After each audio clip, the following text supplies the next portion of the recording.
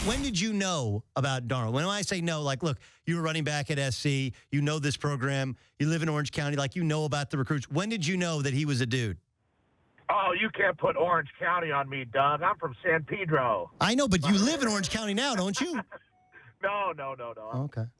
I live in the South Bay Palos Verdes, but I know about Orange County, and I know you know about San Clemente, which is where Darnold is from, which is a very weird little blue-collar beach community, very unique in Orange County. And he's that kind of player.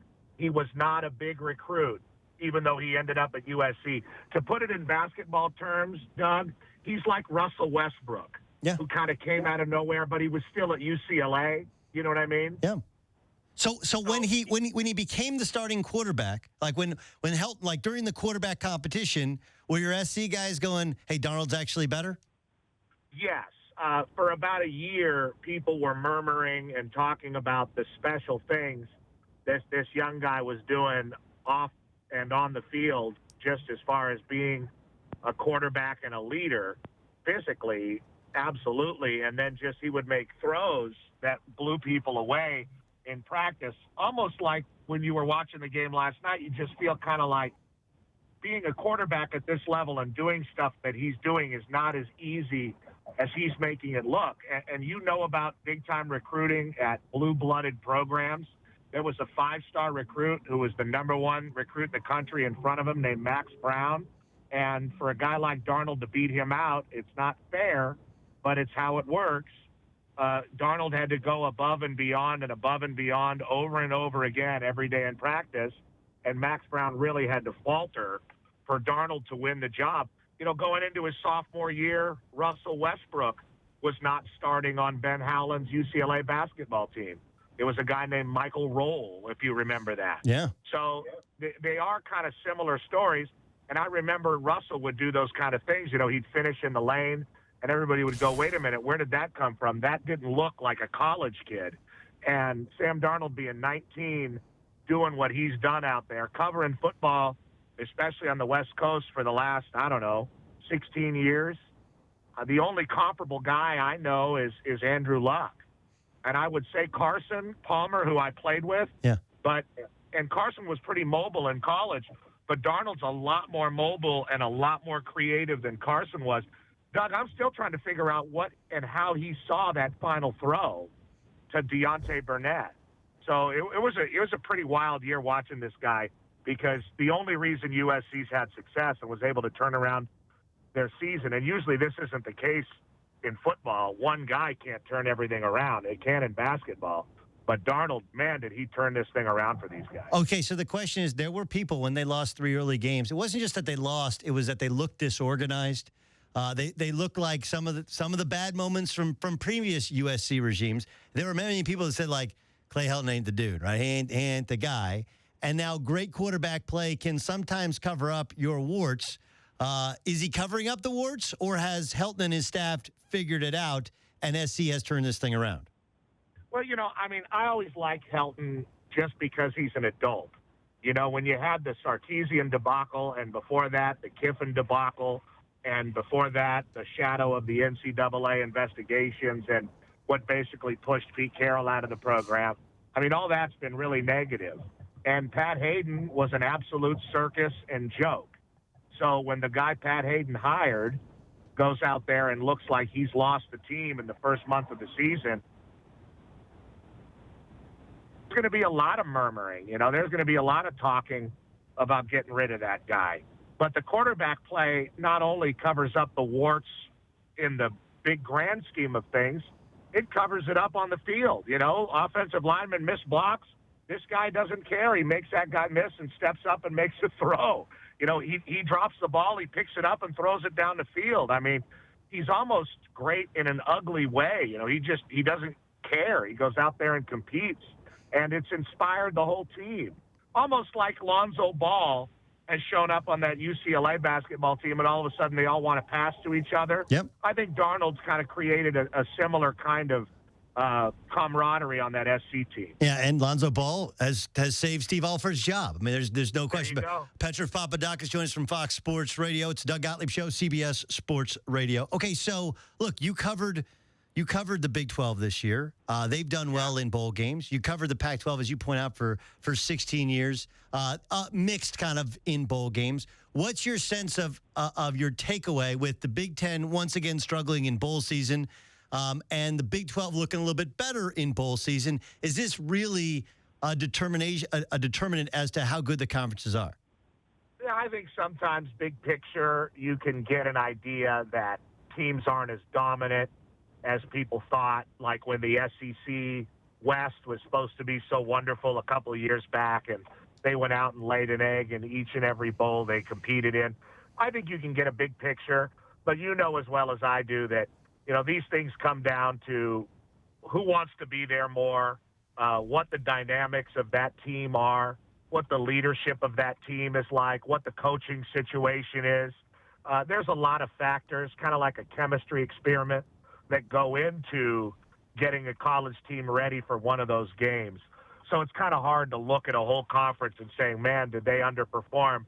But big picture, it is kind of fun to look at the end of the year and see where everybody stood. I mean, I did an Oklahoma State game early in the year, and they lost to Central Michigan on a pitch play, on a Hail Mary kind of deal.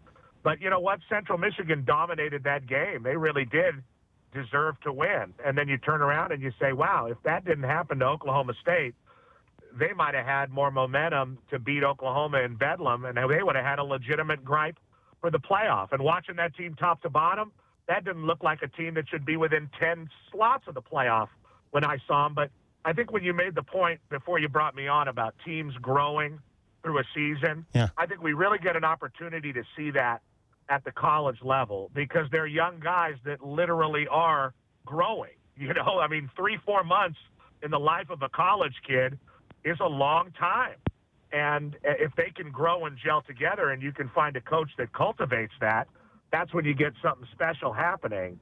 And you don't see it in the pros because half the time, their story's already been told, So I think that's what's interesting about doing this at a college level. The old Petros Papadakis joining us on CBS Sports Radio. Okay, look, I respect your ability to evaluate the athleticism of teams as much as anybody who covers it. So when I saw Penn State last night, I'm like, and you look at the youth on that roster, you're like, that's a team that's going to be around for a while. Am I wrong, though? I mean, when you saw them, is that the type of athleticism and talent on a roster that you feel like can compete at the top level, not just at the Big Ten, but nationally? Frankly, I think so. I was surprised. I was surprised at their level of speed overall, sideline to sideline, creating a little bit of a hindrance to the pace that USC tries to run in that Clay Helton offense that does have some Western Kentucky shadows, which actually really bothers me. The running back, Barkley, blew me away. I thought he was about 1,000 times better than I thought he was going to be. And I thought the quarterback was a lot more impressive. Now, look, when you throw the ball down the field into double coverage a couple times and the guys make some circus catches for you, that's great. But they lived by that and died by it at the end of the day. But I agree with you. I really was surprised at the level of Penn State's explosiveness and athleticism. And the truth is they were able to create balance with it across the field because of the good back. That's one of the things that Ohio State was really lacking this year. They had to depend solely on Samuels to make most of their plays. And around the end of the season, it really came back to bite them. And J.T. Barrett, not as dynamic of a quarterback as that kid Trace McSorley we saw. All right, so you also played. We mentioned you played for SC. You know Lane, and you know Sark. And look, you were the guy back in the day that said, and I'm tell me if I'm paraphrasing, getting this right, but when Lane took over that SC, when Norm Chow left, I think you said it was like a kid trying to drive a Ferrari. Was that right? Yeah, he still calls plays like that. So every year we get told that Lane's going to grow up. I don't know when it's going to happen, but I did say that, Doug. I said exactly that. Okay, so this doesn't surprise you at all what's happened at Alabama, right? No, I mean, it just never ends pretty with Lane, and him and Sark are pretty talented guys, X's and O's wise. I'm not saying they can't sit in a room and call plays and figure out personnel on that level. and talk to your quarterback, whether in the booth or down on the field. I mean, they have a gift with that. And you could probably say Charlie Weiss had that gift for a long time in his career. Maybe he still has it. But to me, those guys were not and are not leaders of men. And both of them got too much too soon from Pete Carroll, who wanted to push Norm Chow out because, frankly, Pete wanted to be the only adult voice in the room. And Kiffin and Sark never really developed their adult voice talking to kids. And I think that's become blatantly obvious over the last few years. The great thing that Clay Helton has going for him is that he's an adult. You know, he's going to make decisions that are probably indicative of an adult football coach with a lot of responsibility. And Lane and Sark didn't make decisions like that consistently enough as head coaches and really even as assistants. You know, Lane, I've been to FAU. I mean, that's not the end of the football world, but you can see it from there. Yeah. And for Lane to take that job, it really speaks to how badly the thing with Saban needed to end. I mean, they all have the same agent, Richie Sexton. And that's the reason that Lane and Sark and Saban were all in bed together in the first place. And really, those are great jobs for those guys because they don't have to speak to the media. And that's when Lane really gets in trouble. That's when Lane makes a fool of himself. You look at, he had to speak to the media this week. Of course, he got in trouble. Every time Lane opens his mouth, something bad happens, which is why we're all going to watch an incongruous amount of FAU football in 2017.